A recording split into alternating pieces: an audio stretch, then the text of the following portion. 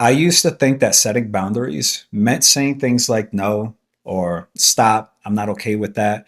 But even when I was people pleasing, I never had a hard time saying that to strangers.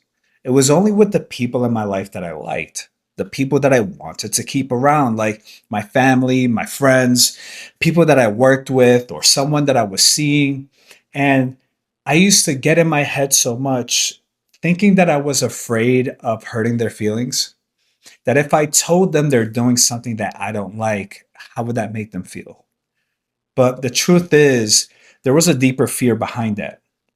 And once I got to see what that fear was, it completely changed how I saw boundaries altogether for the rest of my life and how I set them now with everybody in my life.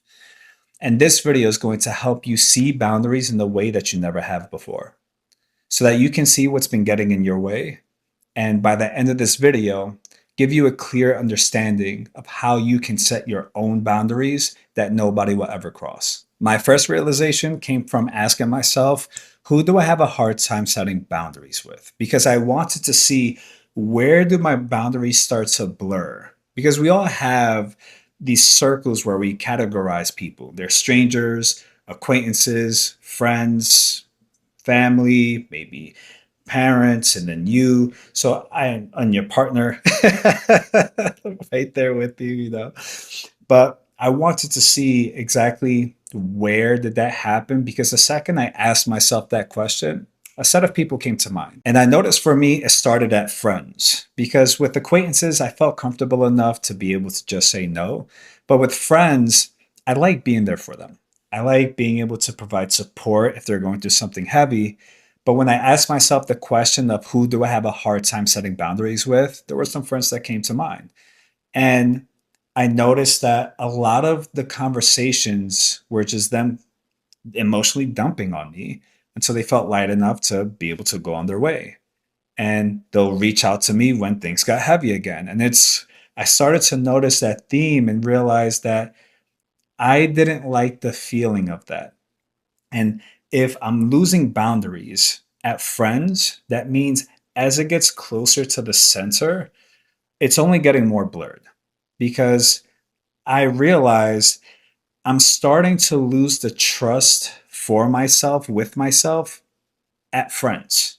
As it gets closer towards family, towards someone that I'm seeing, I'm starting to ask myself questions like, what's the right way for me to be? And I'm no longer trusting my decisions. That if something doesn't feel right, it's because I'm now not being a good friend, or I'm not being a good whatever family member. So rather than paying attention to how I'm feeling, I need to put that aside and still show up because that's what I'm supposed to do. And I noticed that if a homeless person were to ask me for money, I could say no. But when it came to a family member, that's where the lines would get blurred. And where I wouldn't trust myself, I'll start to ask myself what's the right thing to do, as if I don't know that. And I completely forgot my character. And I would give money to family, but then it got to the point where I would be asked more often and more frequently. And it's just like, it started to feel wrong. And because I was in my head, I kept staying in this cycle of knowing they're going to ask me, and I would try to delay it. But frankly, I just didn't have the boundary to just say no, which led to the deeper question of, what am I afraid of? What am I so afraid of that I can't just say no? No, I don't like this. I don't want to do this anymore. Why can't I just say that? And at first, what came up was that I didn't want to hurt their feelings. I didn't want them to feel bad. But then that led to the deeper question of, why am I willing to feel bad? Why does it make sense for me to feel bad? Why do I need to make that sacrifice? Why is sacrifice necessary in a situation like this? If we're both in a relationship together, whether that be a friendship, a family relationship, or even in a romantic relationship, shouldn't we both enjoy being a part of this relationship?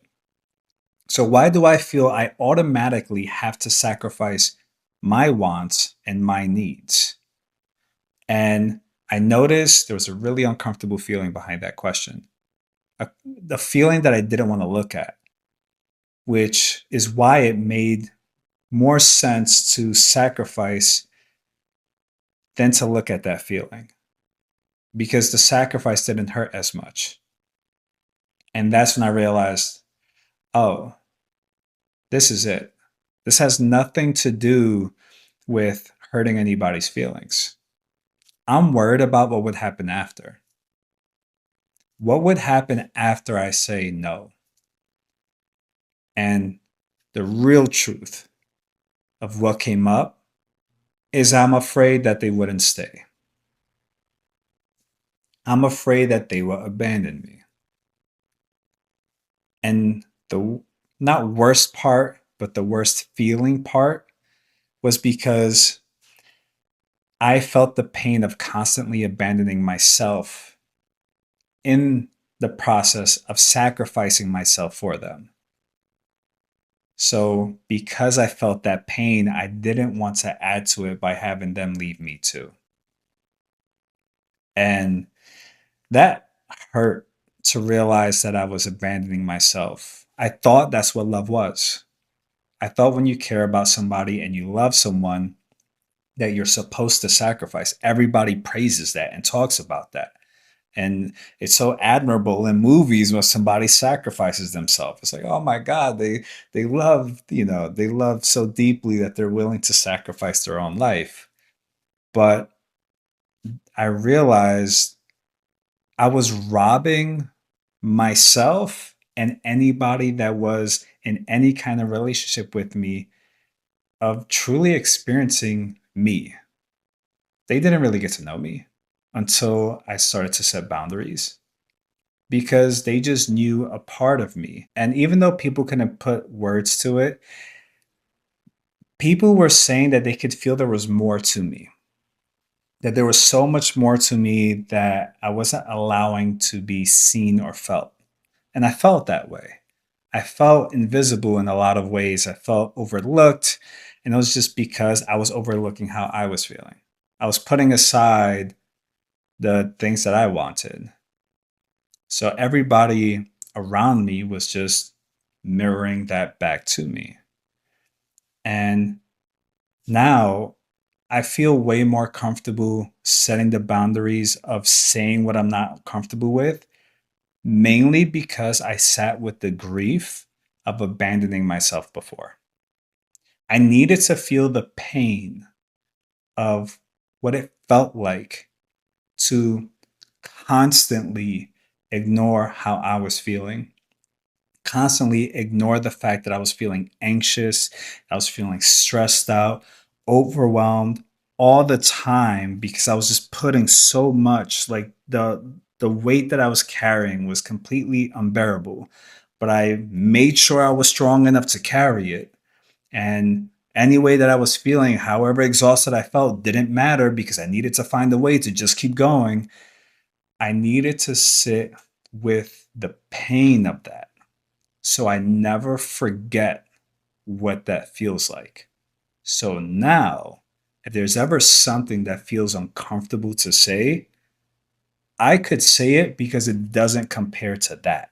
Now, this may sound weird, but what helps in setting boundaries that I found is being quick to forgive.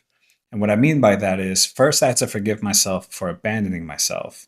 And the way I forgave myself is staying in the pain until I allowed the feeling to go through me. I cried it out. I made sure that the feeling was completely gone.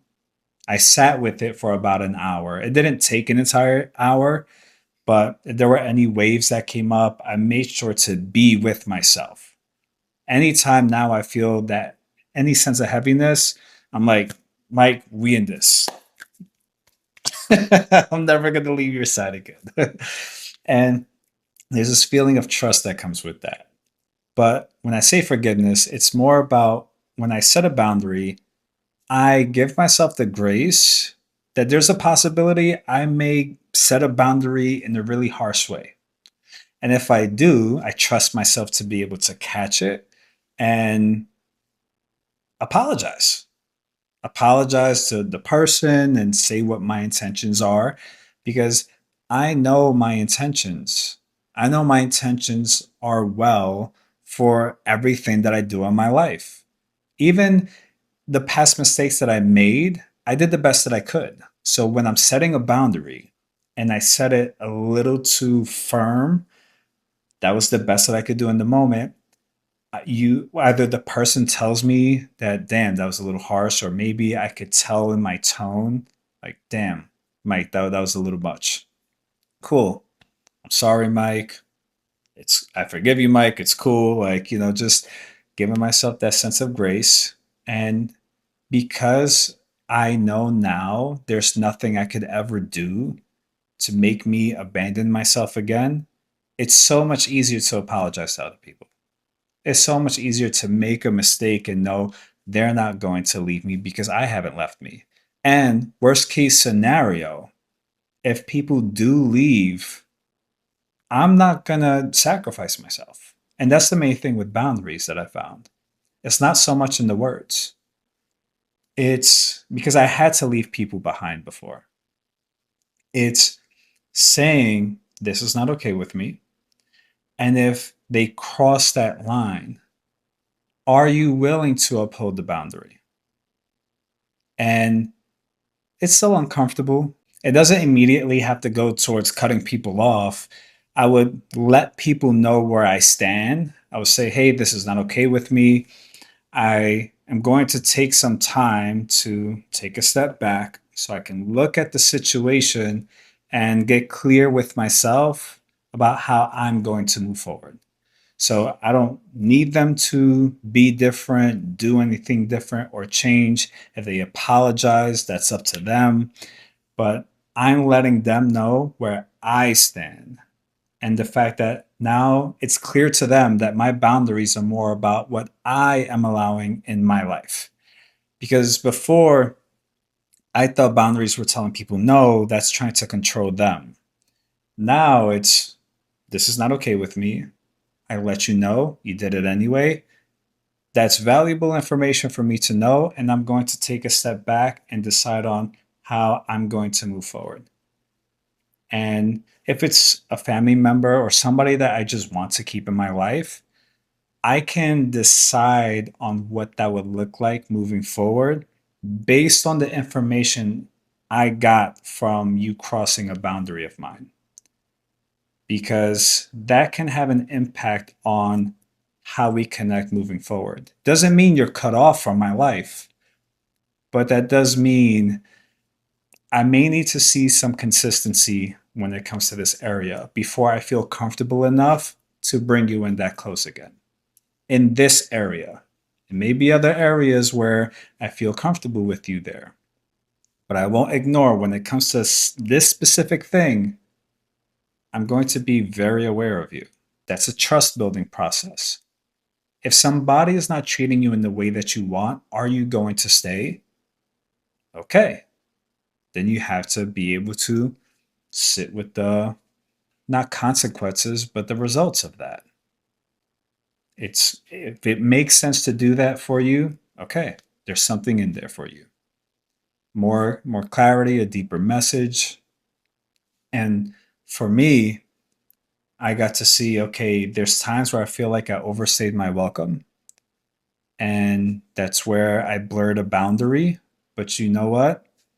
I choose not to abandon myself. And as painful as it is, I'm not willing to sacrifice my wants and needs. So this is where we part ways. Even though there was a future with you that I envisioned and I thought things were going to be great, I get to grieve that future too. Because this is the home that I get to live in for the rest of my life. And I refuse to live in an abandoned home. So when I do come across somebody that is able to respect my boundaries and communicate theirs, they'll be able to add to the happiness that already exists in this home. And I'll be able to do the same for them.